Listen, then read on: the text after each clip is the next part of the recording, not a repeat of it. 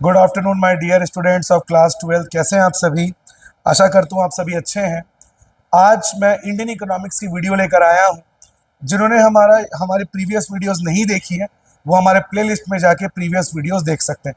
Indian economics आज से हम शुरू कर रहे हैं और आज इंडियन इकोनॉमिक्स का जो पहला लेसन है, Indian economy on the eve of independence, मतलब भारत में जो 200 साल अंग्रेजों ने राज किया, the time frame of 200 years when Britishers ruled our country. Actually, they took all our wealth from India. They drained all the wealth.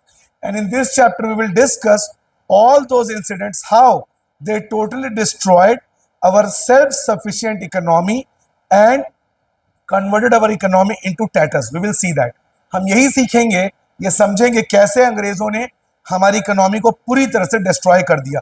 जो हमारी इकोनॉमी बहुत अच्छी थी, बहुत अच्छा प्रॉफिट जनरेट करती थी, जीडीपी भी अच्छी थी, कैसे ब्रिटिशर्स ने अपने फायदे के लिए कैसे हमारी इकोनॉमी को पूरी तरह से खत्म कर दी। तो सबसे पहले इंडियन अंग्रेजों के आने से पहले हमारा जो इंडस्ट्री था वो क्या था, ये है before the arrival of Britishers. Britishers यहां पे बिजनेस करने आए थे, आप बचपन से पढ़ते आए हैं, ईस्ट इंडिया कंपनी। और कैसे उन्होंने बिजनेस करने के बाद इंडिया को देखा कि इंडिया इतना अच्छा रिच कंट्री है, कैसे इसको बर्बाद किया जाए, तब उन्होंने 200 साल राज किया। खैर, ब्रिटिशर्स के आने से पहले हमारी इकोनॉमी प्रॉस्परस इकोनॉमी थी। प्रॉस्परस मतलब फलती फूलती, कोई गरीबी नहीं थी, सबके पास काम था, पैसा था, सब कुछ बहुत अच्छा था, गुड था। देश में गरीबी बिल्कुल भी नहीं थी। हमारी कंट्री सेल्फ रिलायंट थी। What does the word self reliant means? Self reliant means कि हमारी कंट्री को दूसरे देशों से बहुत कम चीजें मंगानी पड़ती थी, सब कुछ हमारे देश में मिल जा रहा था। सारी चीजें, चाहे वो कपड़े हो, ज्वेलरी हो, फूड क्रॉप्स हो, हम सब कुछ अपने कंट्री में खुद ग्रो कर रहे थे, जिसकी वजह से हमारी इकोनॉमी सेल्फ रिलायंट थी। दूसरे देशों के ऊपर हमको डिपेंडेंट या निर्भर होने की जरूरत नहीं थी। ध्यान रखें, ये मैं बात कर रहा हूं अंग्रेजों के आने से पहले। एग्रेरियन इकोनॉमी, एग्रीकल्चर तो हमारे देश का सोल है। खेती, लगभग 80% लोग खेती से जुड़े हुए थे और हमारी पूरी कंट्री एग्रेरियन इकोनॉमी थी। मींस एग्रीकल्चर, सब्जी, दाल, चावल, everything was being totally owned by the farmers, and these farmers worked very hard, worked day and out, day in, day and out, to convert our country's economy into a prosperous economy। मतलब इतना अच्छा production हो रहा था, इतना अच्छा सब कुछ चल रहा था कि एग्रीकल्चर की वजह से हमारा देश खुशहाल और संपन्न था। Our country was totally good in terms of finance and economy. इसके बाद हैंडीक्राफ्ट, हम सभी जानते हैं हमारे हैंडीक्राफ्ट इंडस्ट्री कितनी फेमस है। आज भी टेक्नोलॉजी के इतना बढ़ने के बाद, मशीनों के इतना आने के बाद, आज भी जो सबसे फेमस बनारसी साड़ियां हैं, जो कांजीवरम की साड़ियां हैं, वो आज भी हाथों से ही बनाई जाती। तो हमारे इंडिया की हैंडीक्राफ्ट इंडस्ट्री वर्ल्ड फेमस थी। हमारे सिल्क, हमारे मेटल्स, हमारे डायमंड्स, हमारी ज्वेलरी, हमारे पत्थर, जो कीमती पत्थर थे, चाहे वो रूबी होता है, वो चाहे वो डायमंड हो, and all other those stuffs, हमारी कंट्री हैंडीक्राफ्ट में, हाथों से सिलाई कढ़ाई बुनाई करने में हमारी कंट्री नंबर 1 थी। और हमारे प्रोडक्ट्स दुनिया भर में बेचे जाते थे। दूसरे देशों से फॉरेनर्स हमारे देश आते थे ट्रेड करने के लिए, हमारे देशों से मसाले, स्पाइसेस, सिल्क, मेटल, ये सब खरीदने के लिए। तो ये था before the arrival of britishers. Our economy was prosperous, agrarian, and our handicraft industry was world famous. इसके बाद एग्रीकल्चरल सेक्टर, एग्रीकल्चरल सेक्टर में कुछ प्रॉब्लम्स जो थी वो क्या थी? सबसे पहला, रूरल। रूरल मतलब हमारा जो एग्रीकल्चर था वो पूरी तरह से गांव में ही बसा हुआ था। और क्योंकि काम इंडस्ट्रियल रिवॉल्यूशन इंडिया में आया नहीं था, आप सभी जानते हैं इंडस्ट्रियल रिवॉल्यूशन की शुरुआत इंग्लैंड से हुई थी, और इसीलिए इंग्लैंड या यूके दुनिया में, अभी तो अमेरिका सबसे पावरफुल है, लेकिन सेकेंड वर्ल्ड वॉर के होते तक इंग्लैंड सबसे पावरफुल था। कहा जाता था इंग्लैंड के लिए the sun never sets in the British empire. What does it imply? इसका मतलब क्या था कि ब्रिटिशर्स इतने अमीर हैं, इतना अमीर देश है कि वहां पे सूरज कभी डूब ही नहीं सकता, मतलब वहां पे गरीबी, भूखमरी, पोवर्टी, अनएम्प्लॉयमेंट ये सब प्रॉब्लम थी ही नहीं। क्यों? क्योंकि इंग्लैंड में सबसे पहले इंडस्ट्रियल रिवॉल्यूशन हुआ था, मशीनें आई थी। इंडिया में इंडस्ट्रियल रिवॉल्यूशन नहीं होने के कारण हमारी एग्रीकल्चर पूरी तरह से गांव तक सीमित थी और अंडर डेवलप थी। मतलब जिस खेत में 100 क्विंटल चावल उगाया जा सकता था, वहां हमसे 10 क्विंटल ही उगा पा रहे थे। वाई?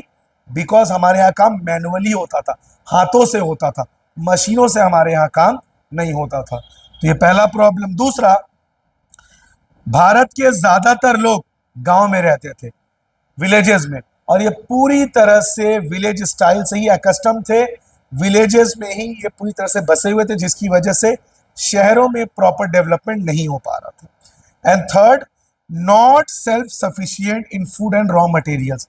जैसे जैसे हमारे देश का पॉपुलेशन बढ़ रहा था, शुरू में क्या था, पॉपुलेशन कम था, हम दो हमारे दो, बाद में हुआ हम दो हमारे कितनों। तो जैसे जैसे पॉपुलेशन बढ़ता गया, इतने बड़े पॉपुलेशन के लिए खाना तैयार करना, खाना उगाना, फूड क्रॉप्स ग्रो करना कम पड़ रहा था। मतलब हमारी कंट्री में इतना फूड क्रॉप्स नहीं ग्रो हो पा रहा था कि हम अपने देश के पॉपुलेशन का पेट भर सके। ये देखो लिखा है मैंने, not self sufficient in food and raw material. और ध्यान दें, ये सारे प्रॉब्लम्स ड्यूरिंग ब्रिटिश रूल में हुए, ड्यूरिंग ब्रिटिश रूल। ब्रिटिशर्स के आने के दौरान ये प्रॉब्लम्स हमको फेस करनी पड़ी। फूड में उतना प्रोडक्शन नहीं हो पा रहा था, रॉ मटेरियल्स में भी हम प्रोडक्शन नहीं कर पा रहे थे। मतलब हमारी कंट्री को दूसरे देशों से इंपोर्ट करना पड़ता। एक बात आपको बताऊंगा मैं, आपको सुनकर बड़ी हैरानी होगी। आजादी के बाद हमारे देश का कंडीशन इतना खराब था बिकॉज ब्रिटिशर्स हमारी इकोनॉमी में सब कुछ लेके अपने देश में जा चुके थे। Our country was in total tatters, हमारी कंट्री बहुत खराब स्थिति में थी। और उस दौरान आप विश्वास नहीं करेंगे, इतने बड़े पॉपुलेशन का पेट भरने के लिए अमेरिका से हमें अनाज मंगवाना पड़ता था, इंपोर्ट करना पड़ता था। और अमेरिका हमें वो अनाज देता था जो उसके जानवर भी ना खाए। मतलब बहुत ही लो क्वालिटी का अनाज हमको मिलता था, और उसी अनाज से हम अपनी इतनी सारी जनता का पेट भरते थे। ये एक बहुत ही हैरोइंग इंसिडेंट है जो आज़ादी के बाद हमको फेस करना पड़ा। और जब तक हमारे कंट्री में ग्रीन रिवॉल्यूशन नहीं हुआ, हरित क्रांति, जिसमें हमारे देश में प्रोडक्शन फसल की कई गुना बढ़ गई, तब तक हमको ये सिचुएशन फेस करना पड़ा। खैर, आगे बढ़ेंगे। Reasons for stagnation. स्टैग्नेशन मतलब रुक जाना, थम जाना। तालाब का पानी स्टैग्नेंट होता है, एक जगह रहता है, इसलिए वो सड़ जाता है। तो एग्रीकल्चर भी क्यों थम गया, एग्रीकल्चर में ग्रोथ क्यों नहीं हुआ? पहला रीजन, जमींदारी सिस्टम। मैंने क्या बोला, ये सारा तीन तमाशे, ये जो प्रॉब्लम्स हुई है, ये अंग्रेजों ने ही क्रिएट की, because of the selfish and the mean policies of the British government. All these problems were faced by Indian farmers. Before the arrival of Britishers, we were not having any problems. These problems were created intentionally by the Britishers. अब क्या problem है? सबसे पहला, land settlement या जमींदारी system, जिसको Lord Cornwallis ने 1893 में शुरू किया था। आप सभी जानते हैं उस समय इंडिया में बिहार और बंगाल अलग अलग नहीं था, बिहार, बंगाल और उड़ीसा एक ही प्रोविंस में आता था, कैलकाटा प्रोविंस। और आगे जाके ब्रिटिशर्स ने उसको अलग अलग कर दिया, बंगाल और बिहार में। तो लॉर्ड कॉर्नवालिस जो थे, उन्होंने जमींदारी सिस्टम शुरू किया। इसके ऊपर एक मूवी भी बनी थी, लगान, अगर आपने देखी हो। क्या दिखाया गया था उस मूवी में कि अंग्रेजों को इस बात से कोई मतलब नहीं है कि देश में अकाल है, फेमाइन है, भूखमरी है, पोवर्टी है, गरीबी है। अंग्रेजों को इससे कोई मतलब नहीं। अंग्रेजों को सिर्फ इस बात से मतलब है टैक्स। टैक्स को इंडियन लैंग्वेज में गांव वाले उस समय लगान कहते थे। और अंग्रेजों को सिर्फ लगान से मतलब था। आपके यहाँ बारिश हुई, हमें मतलब नहीं, आपके बच्चे मर गए, हमें मतलब नहीं, हमें हमारा लगान चाहिए।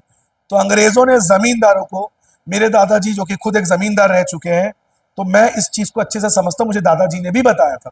जमींदारों को अंग्रेजों ने कह दिया था कि आप अपने जमीन के मालिक तो हैं, लेकिन ब्रिटिश गवर्नमेंट क्वीन के रूलरशिप के अंडर, क्वीन के रूल के अंडर में आप हैं, और आपका काम है यहां से 10,000 लगान आपको अगर दे दिया, आपको 10,000 लगान देना है, चाहे किसान भूखा मर जाए, चाहे किसान में कोई अनाज, उसके घर में कोई अनाज ना बचे, आपको 10,000 देना।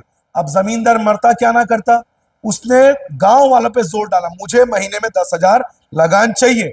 आपने उस मूवी में भी देखा था, जहां पे गांव वाले जाते हैं राजा जी के पास, बोलते हैं कि इस बार बारिश नहीं हुई है 3 साल से, क्या हमारा लगान माफ हो सकता है? तो जो कैप्टन होता है टीम का वो क्या बोलता है, ब्रिटिशर बोलता है कि आप हमारे साथ मैच खेलिए।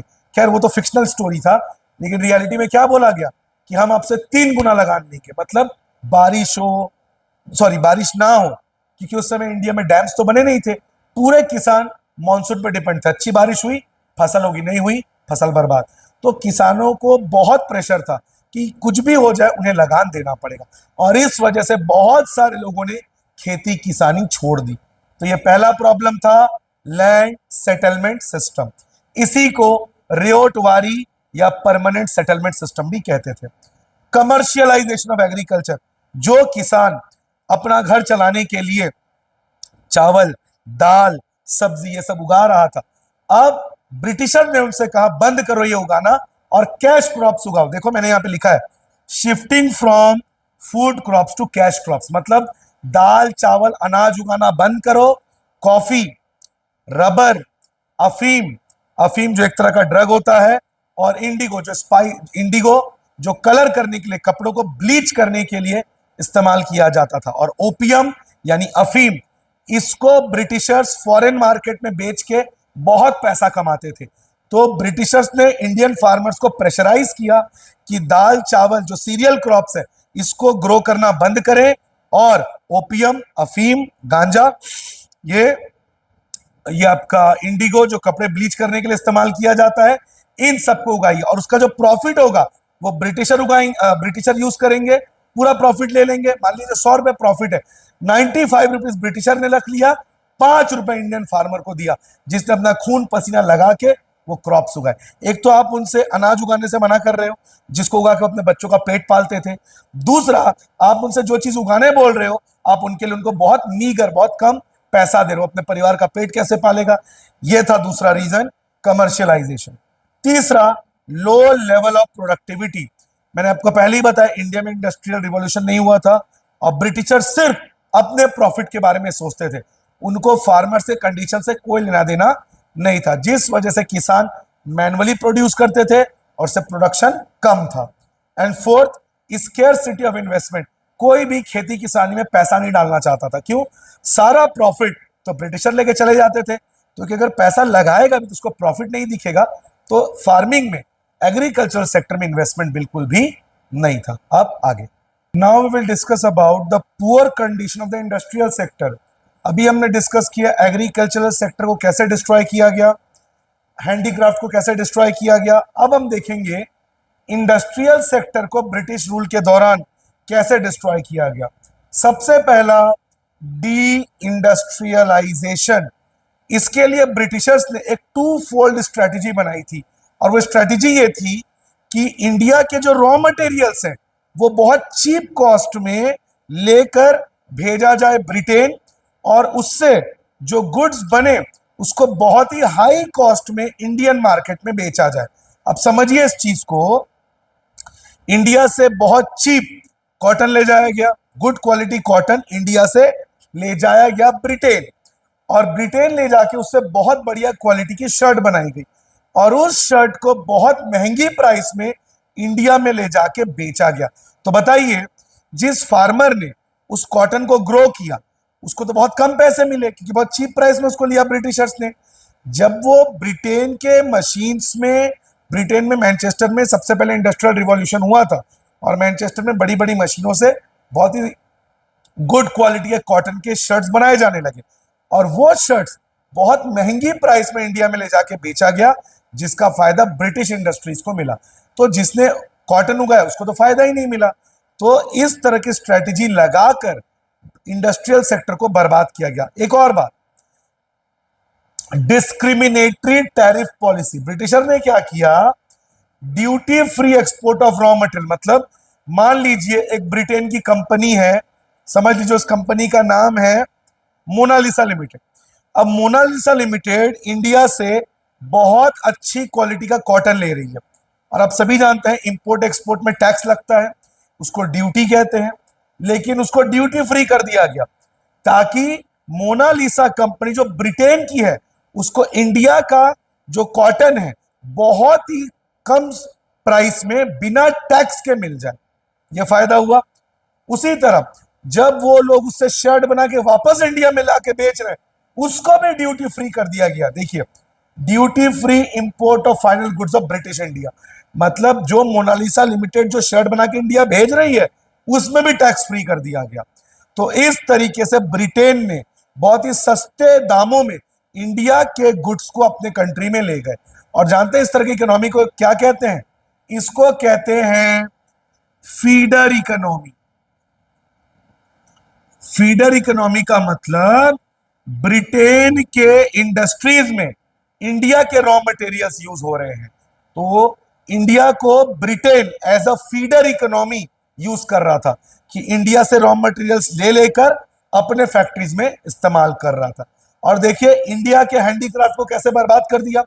अब मोनालिसा लिमिटेड क्या चाहेगी कि उसी के शर्ट बिके, उसी के कंपनी के बनाए टी शर्ट्स बिके, उसी के कंपनी के बनाए ट्राउजर्स बिके। और भारत में जो हाथों से बनी हैंडीक्राफ्ट की सुंदर शॉल, सुंदर सुंदर साड़ियां, जरी वाली साड़ियां, हीरे जड़ित जो हीरो की जो कारीगरी होती है, मतलब इंडिया के मैनुअल हैंडीक्राफ्ट की जो शानदार चीजें जिसका डिमांड इंटरनेशनल मार्केट में बहुत ज्यादा था, उस पे ब्रिटिश गवर्नमेंट ने देखिए heavy duty was imposed on export of Indian handicraft. मतलब इंडिया के जो सामान फॉरेन में बेचे जा रहे थे, उस पे ब्रिटिश सरकार ने बहुत ज्यादा टैक्स लगा दिया। मान लीजिए एक बनारसी साड़ी जिसका फॉरेन में बहुत डिमांड है, अब किसी वजह से वो साड़ी पे टैक्स लगा दिया गया। पहले वो साड़ी मान लीजिए 50 रुपए में मिल जा रही थी फॉरेन में, अब ब्रिटिशर ने उस पर लगा दिया टैक्स, 20% 40% टैक्स लगा दिया। तो बनारसी साड़ी जो 50 रुपए की थी वो फॉरेन में जाके 80 रुपए की हो गई। और इन लोगों ने क्या दिमाग लगाया, ब्रिटिश सरकार ने इंडिया से जो सामान जा रहा था, ब्रिटेन से बने सामान जो जा रहे थे, उस पर टैक्स नहीं लगाया। मतलब अगर मैं फॉरेन में रह रहा हूं, मेरे को ब्रिटिश का बनाया हुआ, मोनालिसा कंपनी का बनाया हुआ टी शर्ट बहुत सस्ते में मिल रहा है, क्यों? उस पर टैक्स नहीं लगाया गया। और इंडियन मार्केट से जो सामान इंडियन ने बना के भेजा है, उस पर बहुत टैक्स लगा दिया गया, जिससे वो महंगा हो गया। तो मैंने ब्रिटिश गुड खरीदा, इंडियन गुड मैंने नहीं खरीदा, बिकॉज हेवी ड्यूटी टैक्स लगने के कारण इंडियन हैंडीक्राफ्ट के जो प्रोडक्ट्स थे वो बहुत एक्सपेंसिव हो गए। और जो कल तक दूसरे कंट्रीज के लोग हमारे देश का, हमारे हैंडीक्राफ्ट का सामान खरीद रहे थे, उन्होंने हाई टैक्स के कारण खरीदना बंद कर दिया। इस वजह से क्या हुआ, जो इंडियन हैंडीक्राफ्ट इंडस्ट्रीज थे उनको काम मिलना बंद हो गया, उनके प्रोडक्ट्स बिकने बंद हो गए। जो लोग हैंडीक्राफ्ट इंडस्ट्री में जुड़े हुए थे वो लोग अनएम्प्लॉयड हो गए, क्योंकि धंधा पानी खत्म हो गया। और बाद में यही लोग मजदूरी करने के लिए अपने गांव से शहरों में गए, जहां पे इनकी हालत बहुत खराब होने लगी। कम सैलरी में इनको काम करना पड़ा, कम मजदूरी में काम करना पड़ा। सोचिए, कल तक गांव में ये लोग बैठ के बहुत अच्छा जीवन जी रहे थे, क्यों? इनके बनाए हाथ के सुंदर सुंदर कारीगरी की चीजें फॉरेन में डिमांड में थी, और ब्रिटिशर्स के ना आने के कारण, टैक्स ना लगने के कारण बहुत बढ़िया डिमांड में था। लेकिन ब्रिटिशर ने जानबूझ के इन गुड्स पे टैक्स लगा दिया गया, जिससे इन गुड्स को मार्केट खत्म हो गया और लोगों ने सस्ता होने के कारण ब्रिटिश गुड्स खरीदा। इस तरह से ब्रिटिश गुड्स पूरी दुनिया में फैल गए, और इंडियन हैंडीक्राफ्ट जो बहुत फेमस था, जिसका बहुत डिमांड था, उसका डिमांड खत्म हो गया, जिससे अनएम्प्लॉयमेंट भी कई गुना बढ़ गया। तो ये थी two fold strategy of British government to destroy the Indian industry, specially the handicraft industry. इसके बाद lack of capital goods industry. Capital goods किसे कहते हैं? आयरन इंडस्ट्री, स्टील इंडस्ट्री, इन सबको कहते हैं कैपिटल इंडस्ट्री, जो हेवी मशीनरीज बनाती है। भारत में उस समय कैपिटल इंडस्ट्री कम थी, दो ही तो थी, एक टाटा और एक आदित्य बिरला ग्रुप। तो भारत में जो कैपिटल इंडस्ट्रीज थी वो बहुत कम थी, और जो भी इंडियन इंडस्ट्रीज थी वो पूरी तरह से रेलवे, कोल, इसमें लिमिटेड थी। मतलब भारत में वर्ल्ड क्लास इंडस्ट्रीज कम थी। लो कंट्रीब्यूशन टू जीडीपी, और भारत के टोटल जीडीपी में, भारत के टोटल एनुअल इनकम में जो कैपिटल इंडस्ट्रीज था उसका कंट्रीब्यूशन बहुत कम था। मैंने बताया था इंडियन इकोनॉमी पूरी तरह से एग्रीकल्चरल बेस्ड थी, तो जीडीपी में कंट्रीब्यूशन खेती बाड़ी से ज्यादा होता था, इंडस्ट्रीज का जीडीपी में कंट्रीब्यूशन लो था, कम था, क्योंकि भारत में गिनी चुनी ही इंडस्ट्रीज थी। Limited role of public sector, मैंने बता ही दिया, जो सरकारी कंपनियां थी वो भी सिर्फ रेलवे, कोल और टेलीकम्युनिकेशन में थी। बाकी सेक्टर्स में जो हमारी सरकारी कंपनियां थी वो इन्वॉल्व नहीं थी, क्योंकि देश का जो फाइनेंशियल कंडीशन था वो उस समय बहुत वीक था। अब India foreign trade during British rule, India का फॉरेन ट्रेड, एक्सपोर्ट इंपोर्ट कैसा था?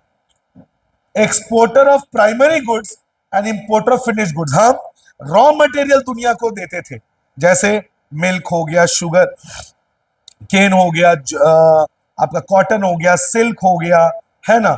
ये रॉ मटेरियल हम दुनिया भर को एक्सपोर्ट करते थे और इंपोर्ट करते थे फिनिश गुड्स। मतलब ब्रिटेन ने किया क्या था, हमारे खुद के लोगों ने हैंडीक्राफ्ट इंडस्ट्री से माल खरीदना बंद कर दिया। क्यों? अब सोचिए, भारत के लोगों जो उस समय बहुत ही गरीब थे, उनको ब्रिटिश गुड्स पहनने में भी कंफर्टेबल थे और वो चीप भी थे क्योंकि उसमें टैक्स नहीं था, और इंडियन गुड्स बहुत ज्यादा टैक्स लगने के कारण महंगे हो गए थे। तो गरीब लोग क्या करेंगे? ब्रिटिश गुड्स खरीदेंगे मजबूरी में, क्योंकि वो सस्ते थे। ये जानबूझ के ब्रिटिशर्स ने किया था ताकि इंडियन गुड्स बर्बाद हो जाए, इंडियन इंडस्ट्री डिस्ट्रॉय हो जाए और हर जगह ब्रिटिश इंडस्ट्री के गुड्स बेचे जाए। और यही कारण है कि इंडिया फॉरेन से, यानी खास करके ब्रिटेन से फिनिश गुड्स मंगाता था और ब्रिटिशर्स को भेजता था अपने बेस्ट क्वालिटी के रॉ मटेरियल्स। मोनोपोली, ब्रिटिशर्स ने इंडिया को लिमिट कर दिया था कि आप अपना 80 to 90% धंधा हमारे साथ करेंगे, हम आपको लूटेंगे, उसके बाद जो 10% है वो आप दूसरे से लुटवा लो। मतलब 80 to 90% हम आपको डिस्ट्रॉय करेंगे। मतलब इंडिया का सारा रॉ मटेरियल ब्रिटिश को जाता था, सारे इंपोर्टेड गुड्स ब्रिटिश से इंडिया ही आते थे। मतलब इंडिया को दूसरे कंट्री से सामान लेने की भी आजादी नहीं थी कि इंडिया को अगर खरीदना भी है तो ब्रिटिश का गुड्स खरीदो। तो इंडियन पॉपुलेशन मजबूरी में क्या करेगा, जब इंडिया के पास ऑप्शन ही नहीं है कि मार्केट में सिर्फ ब्रिटिश गुड्स ही है, फॉरेन के दूसरे कंट्रीज के गुड्स नहीं है और इंडिया के गुड्स महंगे हैं, तो मजबूरी में इंडियन पॉपुलेशन को ब्रिटिश गुड्स ही खरीदना पड़ा। इससे ब्रिटिश गवर्नमेंट की मोनोपोली हो गई, एक छत्र राज हो गया, कंपटीशन खत्म हो गया और ब्रिटिश गुड्स पूरे इंडिया में टेक ओवर हो गए। Drain of Indian wealth, India का जो भी पैसा एक्सपोर्ट से आता था वो पैसा ब्रिटेन अपने लोगों को भेज देता था। सोचिए, एक लड़का है रोहन नाम का, ठीक है, वो अपनी गर्लफ्रेंड को, जो बहुत ही सुंदर है, उसको लेके वो होटल में डेट पे जा रहा है, ठीक है, उसको बढ़िया सा खाना खिलाया, बढ़िया दोनों ने मूवी देखा। अब रोहन के पूरे डेट का खर्चा रोहन ने बोला मोहन तू पटाएगा। मोहन मानेगा इस बात को? मोहन उसको 2 थप्पड़ मारेगा, बोला तुम डेट पे लेके गए, मैं क्यों खर्चा उठाऊं? ठीक यही कंडीशन इंडिया का था। फर्स्ट वर्ल्ड वॉर ब्रिटेन का, ब्रिटेन दुनिया भर में वॉर कर रहा है, अपने सोल्जर्स भेज रहा है, पर उसका पूरा खर्चा इंडिया से उठाया गया। इंडिया के जो एक्सपोर्ट्स करके जो पैसे कमाए गए वो पैसा इंडिया से लेकर ब्रिटेन पहुंचा दिया गया, जिससे इंडिया का पूरा वेल्थ ब्रिटिश गवर्नमेंट को चला गया। और सबसे इंपॉर्टेंट, स्यूज कैनाल, पहले फॉरेन से, खास करके यूरोप से अगर आपको इंडिया आना होता था तो आपको जो शिप का रूट था, जो सी का रूट था, समुद्री रास्ता जो था, वो बहुत लंबा था। केप ऑफ गुड होप से घूम के अफ्रीका से होते हुए इंडिया आना पड़ता था, जिससे टाइम लगता था ज्यादा, पैसे लगते थे ज्यादा। लेकिन इजिप्ट में ब्रिटेन ने 1869 में खोल दिया स्यूज कैनाल, जिससे इंडिया तक आने का रास्ता बहुत छोटा हो गया और अब यूरोप से इंडिया आने का रास्ता बहुत छोटा हो गया, डायरेक्ट रूट हो गया, जिससे टाइम कम लगने लगा, समय, पैसा, सब कुछ कम लगने लगा, जिससे बिजनेस का स्केल कई गुना बढ़ गया। इसके अलावा इंडिया को एक और झटका लगा पार्टीशन के बाद। आप सभी जानते हैं इंडिया, पाकिस्तान और बांग्लादेश पहले एक ही कंट्री थी, इंडिया, लेकिन 1947 में इंडिया पाकिस्तान अलग अलग हो गए। उसके बाद 1971 में पाकिस्तान भी 2 हिस्सों में बढ़ गया, पाकिस्तान और बांग्लादेश। तो इंडिया जब पार्टीशन हुआ 1947 में, बहुत ही इंडिया का जो फर्टाइल लैंड था, खास करके पंजाब के साइड का जो उपजाऊ जमीन थी, जो खेती के लिए बहुत अच्छी थी, बहुत सारा वो जमीन पाकिस्तान को चला गया पार्टीशन के बाद। इससे भी इंडिया को बहुत बड़ा इंपैक्ट पड़ा इंडिया के एग्रीकल्चरल सेक्टर में। अब आगे, अब हम देखेंगे बच्चों demographic condition. What do mean by demographic condition? किसी भी कंट्री का जो वहां का लॉ एंड ऑर्डर सिस्टम है, वहां पे लोग कितने एजुकेटेड है, उनका लाइफस्टाइल कैसा है, वो क्या खा रहे हैं, क्या पहन रहे हैं, लाइफ एक्सपेक्टेंसी कितने साल जी रहे हैं, लॉ एंड ऑर्डर कैसा है, ये सब आ जाता है डेमोग्राफिक कंडीशन। तो डेमोग्राफिक कंडीशन इंडिया का कैसा था? High birth and death rate, birth rate भी ज्यादा था, डेथ रेट भी ज्यादा था। इसका मतलब बिकॉज इंडिया में लोगों को अवेयरनेस नहीं थी कि बच्चे कम होने चाहिए, बच्चे कम पैदा हो तो परिवार के लिए अच्छा है, तो इसीलिए बच्चे जो फैमिलीज थी वो पैदा करते जा रहे थे, उनको अवेयरनेस नहीं था कि स्मॉल फैमिलीज है हैप्पी फैमिली। और डेथ रेट हाई क्यों था? बिकॉज इंडिया में मेडिकल फैसिलिटीज अच्छी नहीं थी, जिस वजह से छोटे छोटी बीमारी का भी भारत में अच्छा इलाज नहीं था, अच्छा ट्रीटमेंट नहीं था, जिस वजह से लोग बहुत ज्यादा मात्रा में उनकी डेथ हो रही थी, because India was not having adequate and sufficient medical facilities. Extremely low literacy rate, पढ़े लिखे लोगों की संख्या भारत में बहुत कम थी। अब इमेजिन करिए उस समय ये सिर्फ 2% था, मतलब 100 में से 2 ही लोग पढ़े लिखे होते थे। तो भारत में लिटरेसी रेट, पढ़े लिखे लोगों की संख्या, साक्षरता दर, जो एजुकेटेड लोग थे उनकी संख्या बहुत कम थी। पुअर हेल्थ फैसिलिटीज, मैंने बता ही दिया है, भारत में जो मेडिकल फैसिलिटीज थी ये बहुत ही खराब थी। ना भारत के पास अच्छे अस्पताल थे, ना अच्छे क्वालिफाइड डॉक्टर्स थे। तो भारत का पब्लिक हेल्थ फैसिलिटीज बहुत ही खराब कंडीशन में था। High infant mortality rate, what do mean by infant? इसको एलिफेंट मत समझ लेना। इन्फेंट मतलब बच्चा जब पैदा होता है, तो पैदा होने के साथ जो बच्चा होता है उसको इन्फेंट बोलते हैं, नवजात। तो हाई इन्फेंट मोर्टेलिटी, इमॉर्टल मतलब अमर, मॉर्टल मतलब जो मर सकता है। तो हाई इन्फेंट मोर्टेलिटी रेट, क्योंकि भारत में वैक्सीनेशन, प्रॉपर मेडिकल फैसिलिटी ये सब ना होने के कारण जो बच्चे पैदा हो रहे थे, 1 साल के होने से पहले ही कई सारे बच्चे उनकी डेथ हो जाती थी। मतलब अगर 1000 बच्चे लें तो उसमें से लगभग 300 से 400 बच्चे भारत में उनकी डेथ हो जा रही थी 1 साल से पहले। Why? Because India was not having proper vaccination and proper medical facility. मतलब बच्चे 1 साल से ज्यादा जी नहीं पा रहे थे, उनकी डेथ हो जा रही थी। लो लाइफ एक्सपेक्टेंसी, भारत में quality of life was very poor, खाना अच्छा नहीं मिल पा रहा था, लोगों के पास पैसा नहीं था, गरीबी, भूखमरी, बेरोजगारी, पोवर्टी, बहुत सारी कंडीशंस भारत में अनफेवरेबल थी, जिस वजह से लोग ज्यादा सालों तक जी नहीं पा रहे थे। मतलब लोगों का जो स्टैंडर्ड ऑफ लिविंग था वो बहुत खराब था, जिस वजह से वो ज्यादा लंबा जी नहीं पा रहे, वो ज्यादा सर्वाइव नहीं कर पा रहे थे। और wide spread poverty, because of the discriminatory policies of the British government, farmers were destroyed, Indian handicraft was destroyed, means the rural population was totally affected by the British policies, जिसकी वजह से कल तक जो लोग अपने गांव में बहुत ही खुशहाल जीवन जी रहे थे उनको गरीबी में आना पड़ गया। तो भारत में गरीबी बहुत बढ़ गई। This was the demographic condition of India during the British rule. First official census, Bharat में पहली जो जनगणना होती है हर 10 साल में, भारत में पहली जनगणना जो सेंसस हुआ था वो 1881 में हुआ था ब्रिटिश रूल के द्वारा।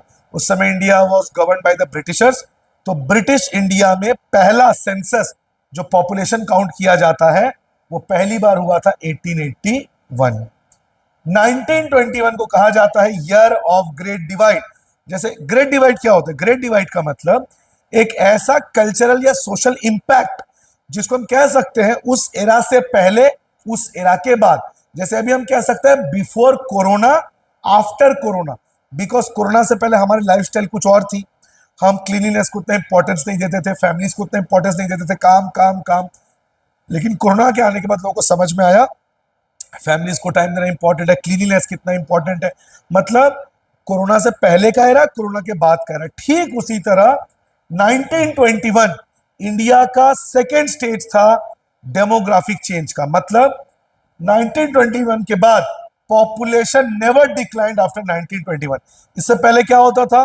किसी साल पॉपुलेशन कम हो गया, किसी साल पॉपुलेशन बढ़ गया, means it continuously was fluctuating somewhere or sometime it was increasing और sometime it was decreasing. But 1921 के बाद इंडिया जब अपने सेकेंड स्टेज में गया डेमोग्राफिक चेंज के, तो उसके बाद भारत का पॉपुलेशन कभी भी डाउन नहीं हुआ, लगातार 1921 से हमारा पॉपुलेशन राइज हो रहा है।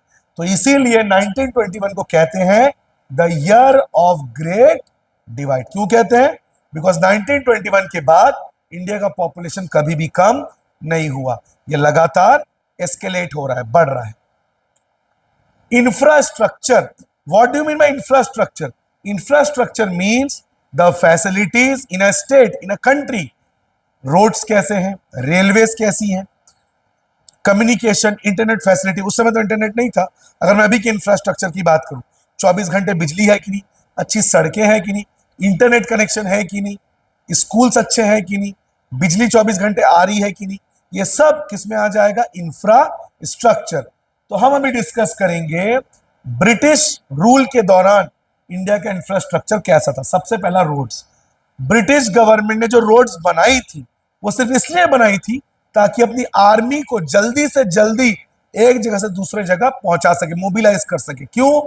ताकि कहीं भी अगर इंडिया ने रिवॉल्ट किया, और यह हुआ था 1857 के बाद। आप सभी जानते हैं 1857 आपने 7-8 में पढ़ा है, जो फर्स्ट फ्रीडम वॉर हमने फाइट किया था, जिसमें मंगल पांडे को फांसी हुई थी, रानी लक्ष्मीबाई, तात्या टोपे, इनके बारे में हमने पढ़ा है।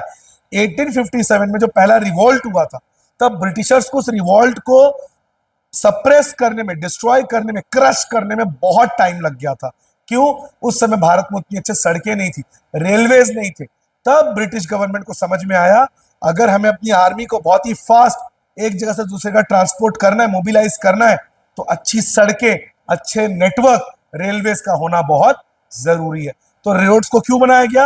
अपने इंटरेस्ट के लिए, अपनी आर्मी को एक जगह से दूसरे का जल्दी से जल्दी मोबिलाइज करने के लिए, ताकि अगर कोई भी इंडियन या इंडियन कॉन्टिंजेंट या इंडियन जो आर्मी है, आर्मी नहीं, आर्मी तो उस समय ब्रिटिश आर्मी थी, जो इंडियन लोग हैं अगर वो रिवोल्ट कर रहे हैं, तुरंत आर्मी को भेज के वहां पे उस रिवॉल्यूशन को सप्रेस किया जाए, क्रश किया जाए। और भारत में ऑल सीजन रोड्स नहीं थे, बारिश हुई तो गांव तक पहुंचने में बहुत दिक्कतें होती थी। तो इंडिया में अच्छी रोड्स नहीं थे, जो भी बने थे वो ब्रिटिशर्स ने अपने फायदे के लिए बनाए थे। रेलवेज, इंडिया में जो पहली ट्रेन थी वो कहां से कहां चली थी? थाने से Mumbai, if I am not wrong, exact मुझे याद नहीं आ रहा, लेकिन मुझे इतना याद है भारत में पहली जो ट्रेन थी वो शायद थाने से ही चली थी। खैर, तो रेलवेज को क्यों बढ़ावा दिया गया?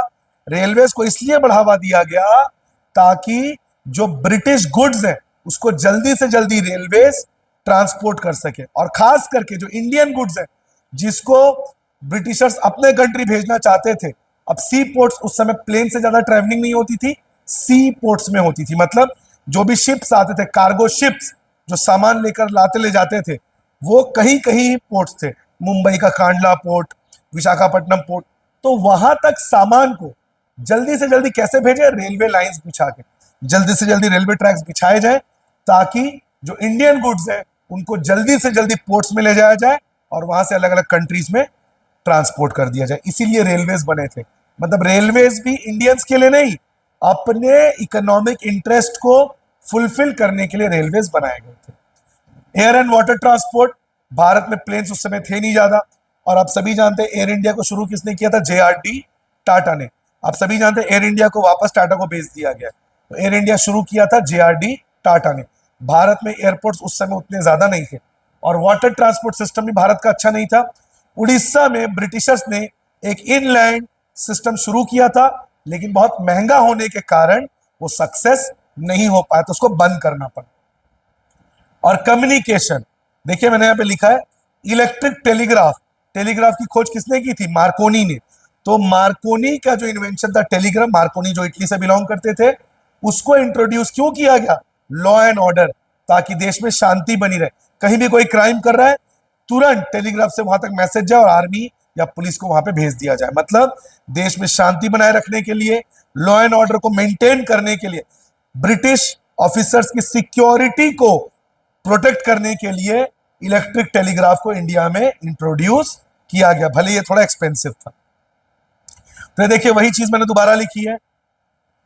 डेवलपमेंट क्यों किया गया इंफ्रास्ट्रक्चर को? Mobilising the army and transportation of raw materials, ये मैंने अभी अभी आपको बताया। रोड्स के लिए और रेलवेज के लिए इफेक्टिव कंट्रोल, पूरे कंट्री को कंट्रोल करने के लिए, ताकि अपनी आर्मी को बहुत जल्दी कहीं से कहीं भेजा जा सके। रेलवेज को पास के पोर्ट्स में लिंक करना, ताकि अब समझिए केरला में पोर्ट नहीं है, अगर एक एग्जांपल दे रहा हूं, अब माल को केरला से लेके आना है विशाखापट्टनम, तो केरला से ट्रेन से तुरंत विशाखापट्टनम लेके आएंगे, फिर वहां से माल को शिप के थ्रू भेज देंगे। तो रेलवेज को इसलिए बनाया गया ताकि अलग अलग जगह से माल लेकर पोर्ट्स, सी पोर्ट्स तक आया जा सके। और profitable investment of British funds, जो भी ब्रिटिशर यहां पे पैसा लगाना चाहते थे उसके लिए भी रेलवे बहुत प्रॉफिटेबल था। उनको यह बताया गया कि रेलवेज के आने के बाद बिजनेस बढ़ेगा, तो अब ब्रिटिशर्स भारत में पैसा लगा सकते हैं। तो यह था infrastructure of India during British rule. अब हम लोग देखेंगे positive contribution of British rule. आप सभी जानते हैं लाइफ में जब गर्लफ्रेंड आती है उसके नेगेटिव एस्पेक्ट्स बहुत हो जाते हैं, जैसे खर्चे ज़्यादा हो जाएंगे, टाइम देना पड़ेगा, टेंशन अलग, बहुत सारे टेंशन। लेकिन कुछ पॉजिटिव भी तो कंट्रीब्यूशन रहता है गर्लफ्रेंड का, हमारी केयर करना। खैर मैं तो सिंगल हूँ, खैर ठीक उसी तरह ब्रिटिश भी कुछ कंट्रीब्यूट पॉजिटिवली हमारे लाइफ में करके गए। पहला contribution self sufficient food grain production. India जो कि तीसरे कंट्री से इंपोर्ट करता था, दूसरे क्योंकि हमारे पे मैनुअली प्रोडक्शन होता था।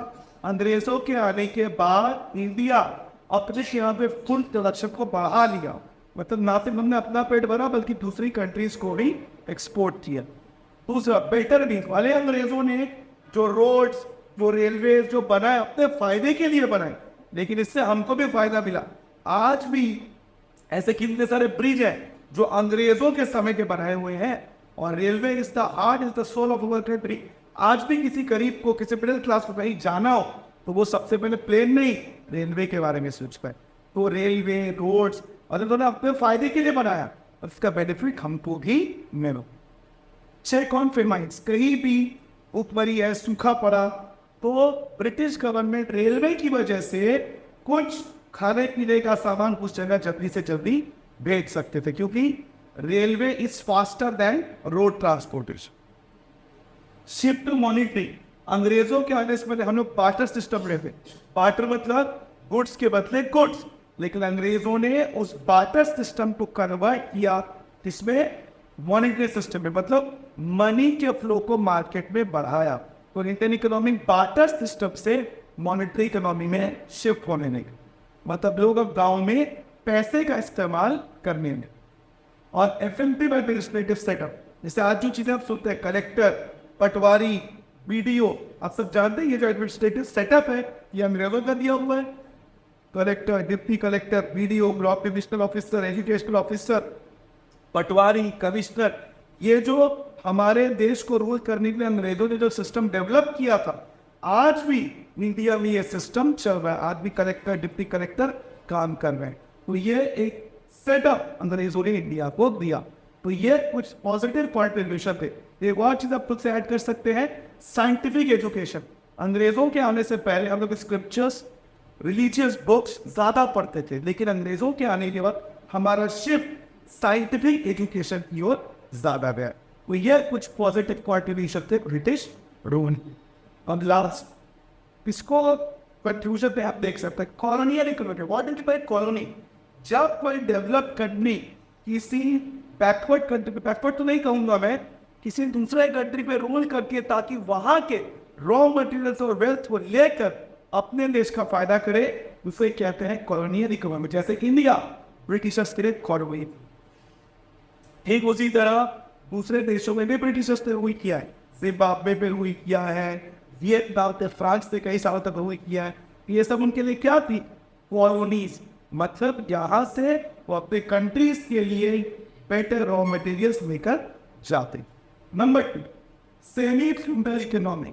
आपको मैंने जमींदारी सिस्टम के बारे में बताया था, याद होगा कि ब्रिटिशर्स ने जमींदारों से कहा या गांव वालों से, किसानों से लगान वसूल करके हमें दे। हमें इस बात से कोई मतलब नहीं, गाँव में सुगन हो रहा है, वी डोंट केयर। और we care obvious the Ladakh. और दूसरा कैपिटलिस्ट, एक नया वर्किंग मिडिल क्लास ब्रिटिश की वजह से इंडिया में आया, जहाँ पे लोग फैक्ट्री में काम करते थे और पैसे कमाते थे। तो ये feudal economy, zamindari and capitalist economy, ये खास से फ्यूल है। थर्ड स्टैग्नेंट, मैंने बताया था ब्रिटिश रूल के दौरान इंडियन इकोनॉमी बिल्कुल भी ग्रो नहीं कर रही थी, बिल्कुल भी प्रॉफिट नहीं हो रहा था, बिकॉज इंडियन इंडस्ट्रीज ना के बराबर थी। अब जो भी थी वो ब्रिटिश पॉलिसी के कारण आदि नहीं बढ़ पाई थी, वो ग्रोथ रुक गई।